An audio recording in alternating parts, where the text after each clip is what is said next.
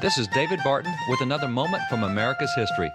America held its first elections in 1619, and that freedom has now continued for almost 4 centuries. In fact, as noted by John Jay, America's first Chief Justice and a founder of the American Bible Society, it was this God-given right to choose our own leaders that early set America apart. Jay explained, the Americans are the first people heaven has favored with the opportunity of choosing the forms of government under which they should live.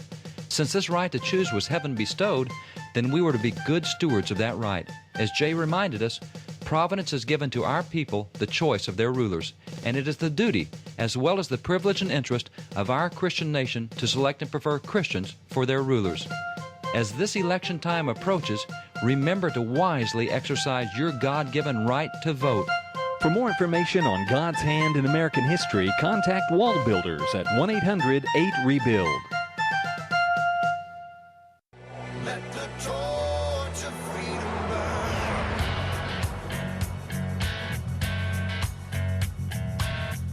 We're back, Wall Builders Live with David Barton and Rick Green, the intersection of religion and politics. And today we're answering a question that goes all the way back to the founding of the country. So many people have wondered if all the founders were supposedly Masons, and Masons today, if you look at the things that they do and the oaths that they take, it's not biblical. And how could these guys be Christians and be a part of that?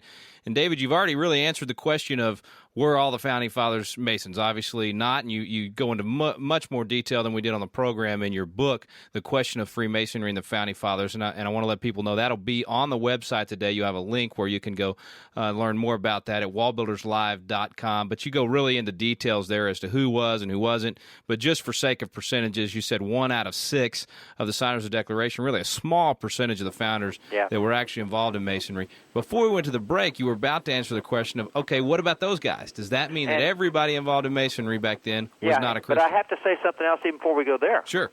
Because part of that is people say, well, you know, I got Masons in my family, and they're active in church, and they're deacons, and they're elders in churches, and how can it be that you're saying that if you're in Masonry, that's not Christian stuff?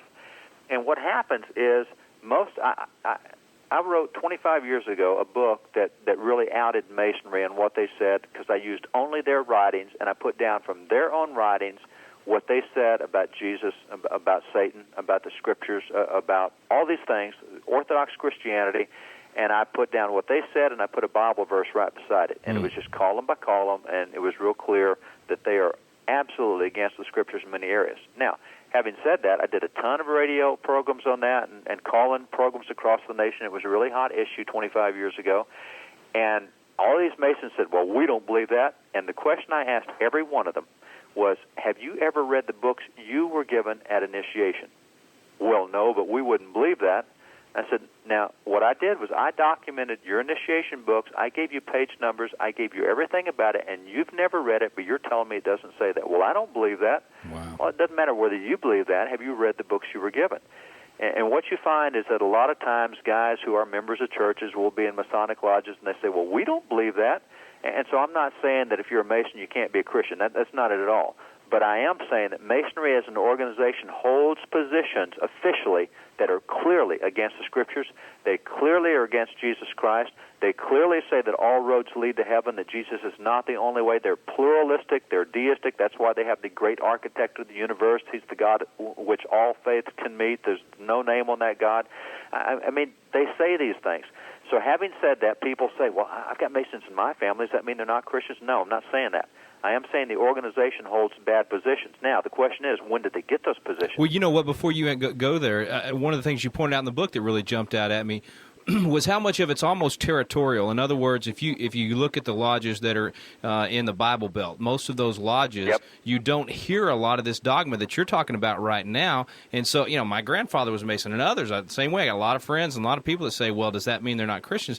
Well, they've probably gone to the lodge, gone to those meetings. It's more of a social club all of those years, and they've never heard what you talk about in the book that shows how anti-biblical much of what they do is. And they will tell you, hey, we're a charitable organization. Right. We raise money for the burn centers, and we raise charitable money for crippled children. We raise all this charitable stuff. We're a charitable organization. And for a lot of guys that go, they do believe that. Now, they did take the oaths. They didn't get where they were without taking the oaths, and they said, well, nobody really believes that. Well, why take them? I mean, if Jesus says don't take those kind of oaths, why take them? But they excuse that as saying that's it's like a fraternity or sorority kind of thing you do at college. Nobody really believes that.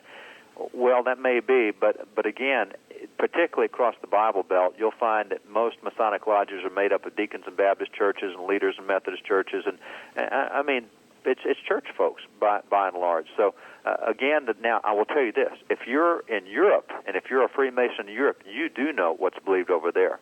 In American Freemasonry, you can go literally from the 4th degree to the 32nd degree in a single weekend. They call them weekend warriors. In Europe, you have to spend 1 year on every degree. You have to read all about it. You have to know all of its teachings. You have to know how it got there. In America, our guys are really lazy, and by and large, European Masons hate American Masons as being lazy. So you can be in America and really not know what Masonry stands for, but you cannot be in Europe and not know what it stands for. They definitely know over there, but as you said, there's people that we go to church with that are Masons, and we're not saying they're not Christians, but we are saying they belong to an organization that definitely is against biblical teachings in so many. And they say, well, how can it be? Because we have a Bible in every lodge. Well, that's true. But you can also have a Quran on every lodge. You can have any book you want, because Masonry does not say the Bible is the Word of God. It says you choose any holy book you want, and that's the book that you live your life by. And it just so happens, it just so happens where they're at a lodge in the Buckle of the Bible Belt that most of the people in that lodge chose the Bible, but that's not what the organization itself believes in. And for most of those folks, most of the people you and I know, it's a social club and nothing more, and they don't intend to be doing anything that's evil or wrong in it. But now, how did it get to that point? Because you mentioned there was times when it changed. Even the founding fathers, the very few that were Masons and involved at all, it was different for them back then than it is today, right? It is totally different. As a matter of fact, you will find that when Masonic and what we now call the modern Masonic Lodge was started in 1717 in England. It was started really to bolster what was at that time declining attendance in a union, and that was really the Stone Layers Union or Guild. And as carpentry and woodwork came in to replace those stone castles, and we went like when Shakespeare built his theater, it was out of wood rather than out of stone, which everything else was. These stonemasons are basically going out of business, and in order to keep themselves in business, they started inviting royalty to come meet with them, and then royalty didn't know one end of a stone from another. They didn't know how to use a hammer. They didn't know how to use a level, anything else. And by and large, as the union died off, the royalty kept it and said, oh, we can have fun with this. Let's make it a little fraternal organization. And so 1717 is when this modern Masonry came to be, which is what we have in America. So at that time, it was nothing more than just a societal club. And in Europe, particularly in Great Britain, where this was formed in London, you could not have the classes cross to meet with each other. In other words, if you were royalty, you stayed there, and if you were a commoner, you stayed there, and you could not talk to each other. But what happened was, at the Masonic Lodge, you could, and that was the one place where that all classes could meet, and you ignored your class distinction, so it became a social meeting ground. And that's how it came to America as we were British colonies. That's how we lowly Americans were able to meet with those high London folks that were royalty, was through Masonic lodges. And well, I'm going to jump in on you there because we got to go to break, but that's going to bring up the most famous of all the Masons, George Washington. That's right. How involved he was and whether or not and why he got involved, and we're going to hit that one when we come back from the break. This is Wall Builders Live with David Barton and Rick Green. Hey friends, Rick Green from Wall Builders Live here, and if you've been listening to Wall Builders Live for long, if you've been paying attention to Wall Builders for long, you may have one of those original VHS copies of America's Godly Heritage. Now, some of you new folks, you may not have ever had to endure the VHS copies of Wall Builders and everything else out there, but man, let me tell you, if you've got the VHS copy, you know what I'm talking about when I say David looks like he's 14, right? Okay, you're with me. You know, you remember those, right? Great information, wonderful information. But we have totally redone America's Godly Heritage with much more information and a much more better setting. In fact, David got to shoot America's Godly Heritage at Independence Hall. Yeah, you're going to get to learn from David Barton standing in Independence Hall. It's a phenomenal new video. It's a new version, so check it out. America's Godly Heritage, totally redone. You can get it on our website today at wallbuilders.com. It's the very first video David put out, totally redone with great new information, great new production. America's Godly Heritage. Get it at wallbuilders.com. Let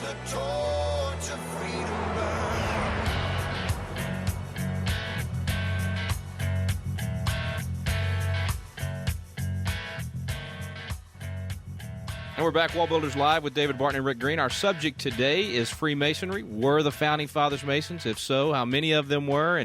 And was it the same back then as it is today? How could you have Founding Fathers that were Christians and also members of the Masonic Lodge? And we've already talked in the last segment about many of the things that happen in Masonry today are anti-biblical. And it doesn't mean that all of our friends and folks at our church that are members of a Masonic Lodge are not Christians. It just means there's some things in that organization that are clearly not biblical. You find out more in the book that David Barton has written called The Question of Freemasonry and the Founding Fathers. We'll have a link on our website today at wallbuilderslive.com. But, David, here in our last segment, we were just about to address the issue of George Washington, one of the more famous Masons. It's actually his picture you have on the book there, and he's in a bunch of Masonic regalia. Yeah, there you go. So let's try and hit that one. I know you're not going to be able to cover that whole thing, and we'll be back on this subject tomorrow, folks, so be sure and tune in to get the rest about the Freemasonry and the Founding Fathers. But let's try to at least touch on this subject of Washington, and then tomorrow we can hit the subject of how things changed and when they changed. Yeah.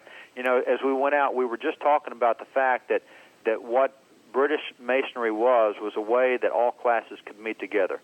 And so when we got into the French and Indian War in America, that was the war from 1754, 1755, 1756, when the British troops came to America, they came to Virginia, and they landed in Virginia, and they looked at this young colonel in Virginia named George Washington, who was a backwoods guy himself. He was a farmer. He was a surveyor. He wore buckskins. He is not to be mingling with these high-class British officers that have come across, because so much of British officers, they were really royalty, and that's really how you got a position as an officer, where you were part of royalty. Well, Washington is not part of royalty. So he gets here. General Edward Braddock is the guy, and Washington is supposed to serve under him as an officer, but Washington is not royalty. So what happens is the British brought with them what were called field lodges, Masonic lodges, and that was where your generals and your privates could actually meet together and talk to each other. That was really seen as a social status in Great Britain, because if you could get a private in, or if you get a sergeant in, if you get a corporal in around some of these guys that were royalty and officers, you might work your way up to be a higher-ranking soldier. You might move from a corporal to a sergeant, from a sergeant to a lieutenant. And so that's why soldiers joined these field lodges. That was the only way they could have contact with their officers on an informal basis. Well, that's where so many of the Founding Fathers that became Masons did so. They became Masons in these field lodges during the French and Indian War. That's when George Washington became a Mason, was during the French and Indian War. If he's going to have contact with General Braddock and have any kind of informal conversation at all, it's going to be in something like that. So for them, it was not a philosophical thing. It was not an indication of any religious belief whatsoever. It was strictly a matter of pragmatism. This is the only way I can meet with a general in an informal manner. Well, and I think we'll find out tomorrow when we cover Washington a little bit more. If I remember right from what you wrote in the book, that went the other way as well. It was a way for him to meet with the troops once he was the general later on in early American history. So a lot there that we just don't hear about. And Washington in particular, you see him in all the pictures and everything. You're going to find out how few times he actually even visited a lodge himself and how inactive a Mason he was. So we're talking about Freemasonry and the Founding Fathers. We'll be back tomorrow to cover the rest of it. This is Wall Builders Live with David Barton and Rick Green. Stand under